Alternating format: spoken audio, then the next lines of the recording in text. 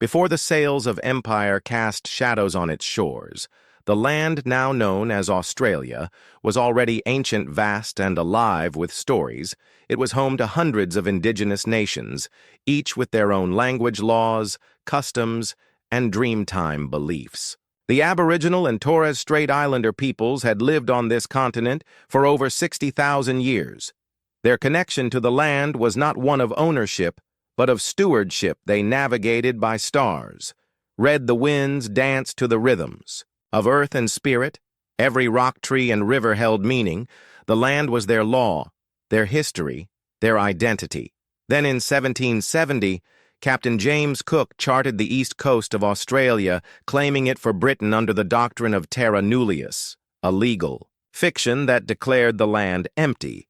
Despite the thriving cultures that had flourished for millennia, Cook's voyage was scientific and strategic, but it laid the groundwork for colonization. In 1788, the first fleet arrived in Botany Bay later, settling in Port Jackson, bringing with it convicts, marines, and officers tasked with establishing a penal colony for Britain's overflowing prisons. These convicts were not hardened criminals by modern standards. Many had stolen bread or cloth, or simply been poor at the wrong time in the wrong place. They came in chains, but also with hope. Fear and resilience for the land they found was not empty. It was harsh, foreign, and deeply alive. The climate strange, the soil stubborn, and the local. Peoples wary of these newcomers who brought firearms, disease, and walls. The colony struggled at first. Food was scarce, leadership was divided, and death was common. Yet the convicts worked, tilled, built, and survived, carving roads through bush and stone, raising tents and then cottages, creating order from chaos under Governor Arthur Phillip. The colony began to grow. Despite the challenges, agriculture improved, supply lines steadied, and new settlements were founded. But as the colony expanded, so did the displacement of indigenous communities. The newcomers fenced land, hunted native animals, and introduced livestock that damaged delicate ecosystems. They brought not just steel and fire, but epidemics that devastated local populations' resistance. Flared warriors like Pemalwui fought against the tide of invasion with courage and cunning. But the numbers, weapons, and diseases of the British proved overwhelming. The frontier wars, though often unspoken in official histories, were brutal and relentless. As settlement pushed inland, so too did conflict by the early 19th century. Australia was no longer a single penal outpost, but a network of colonies. New South Wales, Van Diemen's Land, later Tasmania, and others, each developing their own character, but all tied to the British Crown. Yet even as the convict system continued, free settlers began arriving, drawn by the promise of land wealth and a fresh start. Some sought escape from class systems. Others chased gold or opportunity, and their presence changed the nature of the colonies from prison camps to towns, from survival posts to societies. Commerce began to flourish, and with it a growing sense of permanence. Churches, schools, newspapers, and even theaters emerged, shaping a colonial culture that was still British in tone, but increasingly Australian in voice. The land molded its people just as its people altered the land. Bushrangers roamed like rebels and legends, swagmen sang of hardship under the southern stars, and poets began to speak of gum trees, droughts, and the red dust of the outback. The seeds of identity were being sown among the eucalyptus and ironbark, but it was still a land divided between the settlers building their new world and the first peoples struggling to survive the disintegration of their old one.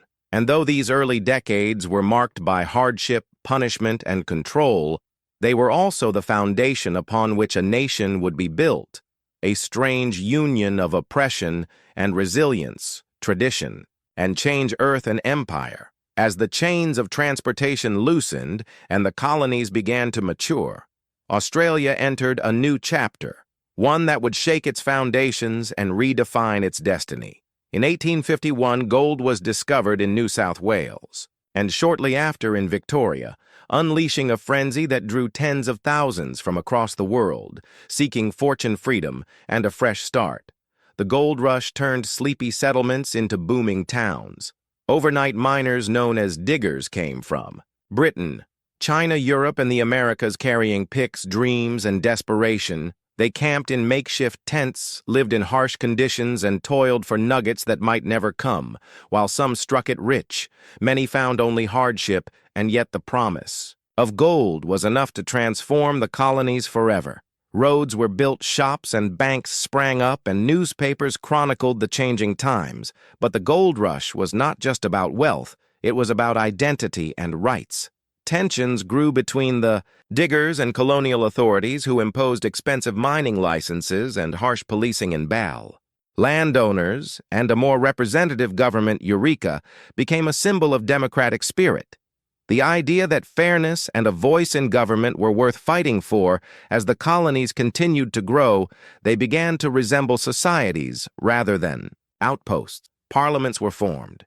Elected leaders debated laws and infrastructure projects, expanded railroads, ports, and telegraphs, connected people and places, and education became more widely available. The population surged not only from overseas migration, but also from natural growth. And with that came the emergence of a new class of Australians, no longer just convicts, guards, or settlers, but farmers, shopkeepers, teachers, and workers proud of the land they lived in, and increasingly aware of the need for unity. But beneath the surface divisions, simmered class distinctions remained, and racism found a firm foothold, especially with the arrival of large numbers of Chinese miners who faced discrimination, violence, and restrictive laws, such as the Chinese Immigration Act of 1855, which limited their arrival through heavy taxes and quotas. These early policies laid the groundwork for what would later become the White Australia policy, an ideology that would shape immigration for decades yet. Even amid this prejudice, multicultural seeds had been planted. The presence of so many nationalities, working, struggling, and surviving together, would later contribute to the richness of Australian society in the countryside sheep farming. And agriculture expanded, providing wool and food for export and establishing Australia as an economic player within the empire. Industries developed, and cities like Melbourne and Sydney grew into cultural and commercial hubs with gaslighting, horse-drawn trams, and ornate buildings reflecting the wealth of the times. Art and literature began to flourish, capturing the essence of bush life, hardship, and the vastness of the land. Writers like Henry Lawson and Banjo Paterson gave voice to the rugged spirit of the working man, while painters of the Heidelberg School portrayed the Australian landscape with boldness and truth. A unique national culture was forming, though still under the Union Jack and governed by British law. The colonies were no longer content to simply follow orders from London. They sought greater autonomy and began to discuss the possibility of federation, a union that would bring together the separate colonies into a single nation. Yet this vision was still years away, and the road to it would be lined with debate, division, and dreams. It was a time of transition from raw frontier to emerging nation, from scattered settlements to a continent beginning to imagine itself as something more. The gold may have faded from the rivers, but it had left a new kind of wealth behind, not in coins, but in confidence and conviction, a belief that this land and its people were capable of forging their own future. By the final decades of the 19th century, the Australian colonies were no longer struggling outposts.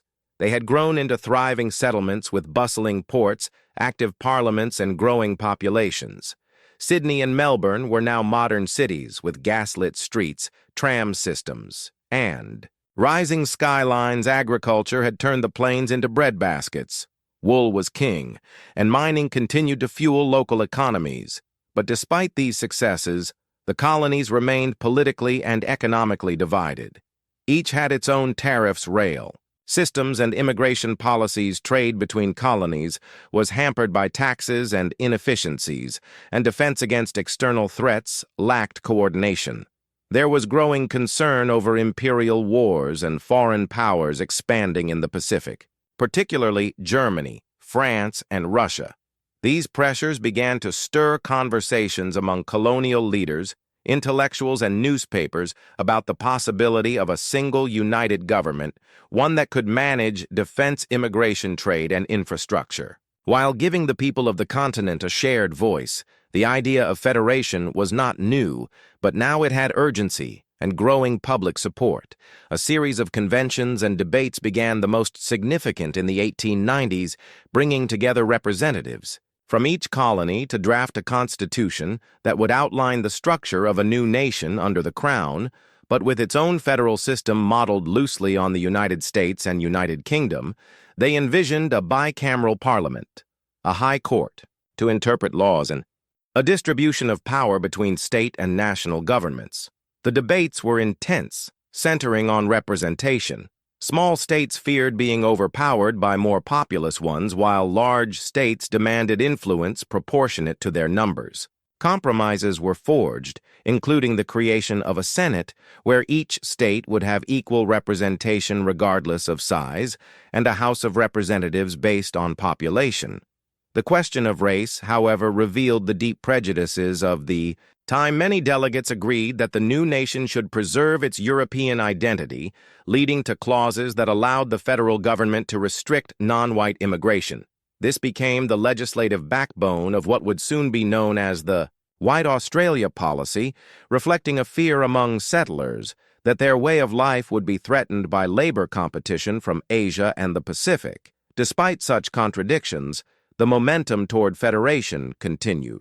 Referendums were held in various colonies throughout the 1890s, though not all passed. Initially, persistent campaigning by Federalists, combined with growing economic anxiety, eventually persuaded all 6 colonies to agree. By 1900, the draft constitution was sent to Britain, and with royal assent granted, the Commonwealth of Australia was proclaimed on January 1, 1901, in a grand ceremony in Centennial Park, Sydney. As the 6 colonies became states within a new nation, Edmund Barton was sworn in as the first Prime Minister, and the first federal parliament convened later that year in Melbourne, since Canberra had not yet been built. The mood across the land was celebratory. Newspapers hailed the birth of a new democracy, and parades filled the streets with flags, music, and school children dressed in white. Though Britain still managed foreign policy and retained symbolic authority through the Crown, Australia now had its own voice in domestic affairs, its own institutions, and its own constitution. The Commonwealth government moved swiftly to pass landmark legislation, including the Immigration Restriction Act of 1901, which marked the formal beginning of the White Australia policy, limiting entry to non-Europeans through language tests and other bureaucratic barriers. Labor laws, tariffs, and postal services were standardized across the country, and steps were taken to create a national defense force. The idea of an Australian identity began to take root in literature schools and popular culture. Yet this identity remained closely tied to Britain, with English customs, monarchist loyalty, and imperial values still dominant in politics and society. Indigenous Australians were entirely excluded from the discussions of federation and citizenship. They were not counted in the national census and held no voting rights at the federal level. The new nation had been born with glaring contradictions while it celebrated democracy and unity. It denied both to the first peoples who had called this land home for tens of thousands of years. Nevertheless, the vision of a united Australia had been realized, and the groundwork laid for future generations to shape a national character that would evolve with time, challenge its past, and continue the journey from colony to country. In the early years of federation, Australia remained a young and uncertain nation bound to the British Crown by loyalty, law, and identity. Its new parliament passed laws, established institutions, and began to shape domestic policy. But it lacked the full independence that would come only with time and struggle. Australians still considered themselves British subjects, and the cultural, economic, and political influence of the empire remained strong. This connection would soon be tested in fire and blood, when in 1914 Britain declared war on Germany. And as a dominion of the empire, Australia was automatically at war.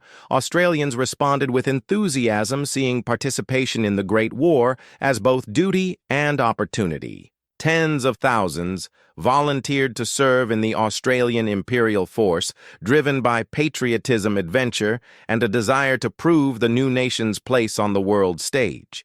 They trained quickly, sailed across oceans, and landed on foreign shores, many.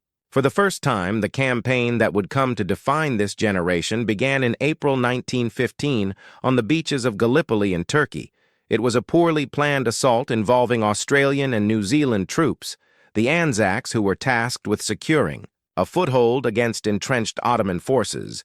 The landing was chaotic. The cliffs were steep and the resistance fierce over 8 months of brutal trench warfare. Both sides suffered immense losses, and in December the Allied forces withdrew, having failed to capture the peninsula, but something profound had happened in those trenches through hardship, sacrifice, and mateship. A new sense of Australian identity was forged. The Anzac legend was born, a narrative of courage, endurance, and loyalty that would become central to the national story. Gallipoli was not a military victory, but it became a moral one, and every year on April 25th, Australians would gather to remember those who fell and those who fought. Not just at Gallipoli, but in all wars that followed the First World War, took a heavy toll. Over 60,000 Australians died from a population of fewer than 5 million. Many more returned wounded physically and mentally. The war effort also transformed life at home. Women entered the workforce in new ways. Industry expanded, and the role of government in everyday life increased. Conscription became a divisive issue. 2 national referendums on the matter failed to pass, creating rifts within families, communities, and political parties. The post-war years were marked by both grief and growth. Returning soldiers found a country changed. The economy boomed briefly before falling into depression in the 1920s, and rural communities struggled with drought, debt, and unemployment. Politically, the period saw the rise of new parties, unions, and ideas. Australians were beginning to think more critically about their nation's future place in the world, and their relationship with Britain remained deep but increasingly complex. The signing of the Treaty of Versailles in 1919 marked a significant step. Australia had its own delegation and signed as an independent entity for the first time. Although still under the umbrella of the Empire, it was a moment of recognition and pride. And in 1931, the Statute of Westminster granted full legal independence to the dominions of the British Empire, affirming that their parliaments were no longer subordinate to Westminster. Australia was slow to adopt it, however, only formally doing so in 1942 during the crisis of the Second World War, when another global conflict would once again reshape the nation. When Nazi Germany invaded Poland in 1939, Australia joined the war alongside Britain, but this time the experience would be broader and more transformative. The war reached the Pacific, and for the first time, Australian cities came under direct threat. Japanese forces advanced rapidly across Asia and the Pacific, and in 1942, they bombed Darwin, killing hundreds and shaking the nation's sense of security. The fall of Singapore that same year, a key British stronghold, left Australia exposed and prompted Prime Minister John Curtin to declare a shift in foreign policy, looking to the United States rather than Britain for military support. This marked a pivotal moment in Australia's geopolitical identity, a recognition that its future lay increasingly in the Asia-Pacific, not in Europe. Australian and American forces worked closely to defend the region, and Australia became a critical base for Allied operations in the Pacific theater. Domestically, the war effort led to full mobilization. The government controlled production, rationed goods, expanded the role of women, and tightened national security. The economy shifted to support military needs, and thousands of American troops were stationed across the country, bringing new culture, ideas, and tensions. The war ended in 1945, with Australia emerging stronger, more confident, and more connected to the global order. It had suffered great loss, but also experienced rapid modernization and social change. The post-war years ushered in a period of reconstruction and immigration. The government launched an ambitious program to populate or perish, welcoming millions of immigrants from war-torn Europe and later from Asia. The face of Australia began to change. Cities expanded, suburbs sprawled, and industry grew. Australia was becoming a modern, multicultural society, Though not without friction, the White Australia policy still governed immigration. But pressure was mounting to revise it, and by the 1970s it would be dismantled, marking a new chapter in inclusion and diversity. The decades following World War II were marked by economic growth, political stability, and a maturing national identity. Australians began to look inward to define what made their country unique. Artists, writers, musicians, and filmmakers explored themes of land identity, struggle, and humor, while sports became a source of national pride, the 1956 Melbourne Olympics. The rise of cricket and football and the triumphs of athletes like Dawn Fraser brought international recognition and unity. In 1967, a national referendum saw more than 90% of Australians vote to include Aboriginal people in the census and allow the federal government to make laws for them. It was a powerful moment, though. Symbolic, it marked a turning point in the recognition of Indigenous Australians and their place in the national narrative. Movements for Indigenous rights, land recognition, and cultural preservation gained momentum, though true justice remained distant. Australia also began to redefine its ties to the Crown. The British monarch remained head of state, but cultural and legal ties continued to loosen. The establishment of the Australian Citizenship Act in 1948 created a legal identity separate from British subject status.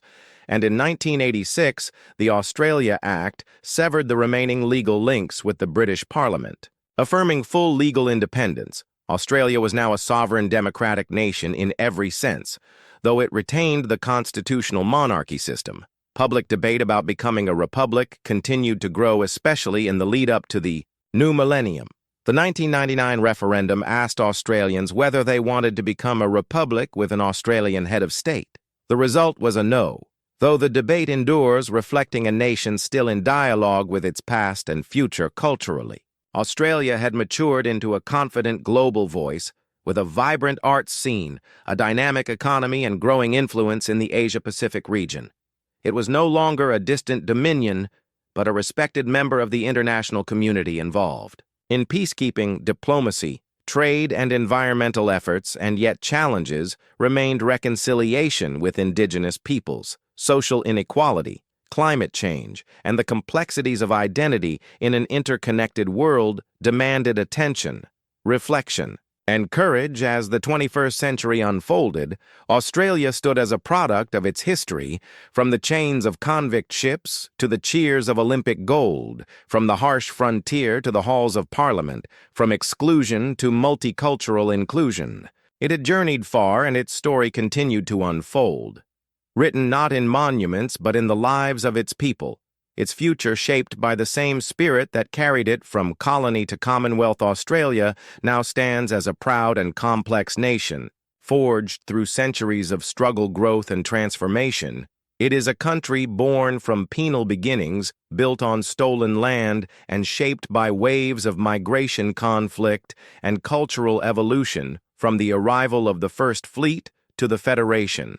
Of the 6 colonies, from the trenches of Gallipoli to the Olympic stadiums of Sydney, Australia, has carried its past forward step by step. But nationhood is not a destination. It is a process, and Australia continues to grapple with the meaning of its national identity. Today, modern Australia is home to over 26 million people from hundreds of ethnic, linguistic, and religious backgrounds. Its cities are among the most livable in the world. Its universities attract students from every continent. Its economy ranks among the largest globally, and its landscapes are among the most diverse and beautiful anywhere. Yet these achievements coexist with long-standing challenges, especially around the legacy of colonization. Indigenous Australians remain among the most disadvantaged groups in the country, with lower life expectancy, higher incarceration rates, and limited access to education, employment, and health care. Despite some policy advances, reconciliation remains unfinished. The historic 2008 national apology delivered by Prime Minister Kevin Rudd to the stolen generations was a powerful moment of national reflection, but many call for more than words. They call for treaty land justice and real power in decision-making. The push For a First Nations voice to Parliament continues to build, as Australians increasingly recognize the need to include Indigenous perspectives in national governance and to tell the truth about the country's founding with honesty and compassion. Climate change also presents an existential issue for the nation. Bushfires, floods, coral bleaching, and water scarcity have intensified in recent years, devastating communities and ecosystems alike. The Black Summer fires of 2019 to 2020 burned millions of hectares, claimed lives, and destroyed homes, flora and fauna sparking new debates about environmental policy and disaster preparedness. While the country has vast renewable energy, potential policy has often lagged behind public concern as the world moves toward sustainability. Australia finds itself at a crossroads balancing economic reliance on mining and fossil fuels with growing internal and external pressure to transition to green energy. Multiculturalism has become a cornerstone of national identity, with immigrants from Europe, Asia, Africa, the Middle East, and the Pacific now forming vital threads in the Australian fabric. Food festivals, languages, and religions from around the world coexist in most cities, reflecting an ongoing effort to live harmoniously in diversity, yet racism and xenophobia still surface, particularly during times of political tension or economic hardship from anti-Asian sentiment. During COVID to debates around asylum seekers, Australia continues to wrestle with the tension between openness and fear, equality and exclusion. Economic policy has likewise evolved to address rising costs of living, housing crises, and an aging population. The gap between urban wealth and rural hardship persists, and access to mental health services and affordable education remains uneven. Australia continues to play an important role in global affairs, participating in peacekeeping, contributing to regional security, and advancing diplomatic relations in the Asia-Pacific. The ANZUS alliance with the United States and New Zealand remains a key pillar of defense and partnerships, with nations like Japan, India, Indonesia, and China influence trade and strategic decisions. Yet Australia must navigate these waters with care, balancing its historical ties with its geographic reality. In education, culture, and sport, the country punches well above its weight. Australian authors, musicians, filmmakers, and athletes continue to make global impacts, from the pages of international bestsellers to the screens of Hollywood, from Olympic medal podiums to breakthroughs in science and medicine. This creative and intellectual power contributes to a deepening sense of pride and innovation among younger generations. And yet questions persist about what it means to be Australian, who belongs, who leads, who speaks for the nation. The Republican debate continues, with many Australians questioning whether the British monarch should remain head of state. Others argue that republicanism cannot be separated from reconciliation, that true independence must include Indigenous recognition and sovereignty. Discussions about a new flag, new anthem, and new institutions emerge and fade with each political cycle, reflecting a nation in the midst of redefining itself, not through force or revolution, but through conversation, protest, voting, and shared experience. Australia's story is not a single line of progress. It is a weave of struggle and triumph, contradiction and reconciliation, beauty and brutality. It is the song of an ancient land and the voice of its modern people, a nation that began as a prison camp and now stands as a democracy. Seeking to be more just, inclusive, and sustainable as it moves into the future, Australia carries the lessons of its past, not to be forgotten or repeated, but to be understood and transcended. Because nationhood is not something inherited, it is something created again and again by each generation, with every decision, every voice, every act of courage, and every step toward unity and understanding. The journey from Convicts to Commonwealth was only the beginning. The journey to justice, identity, and shared purpose continues today and will continue tomorrow, written not in the hands of kings, but in the hearts of its people.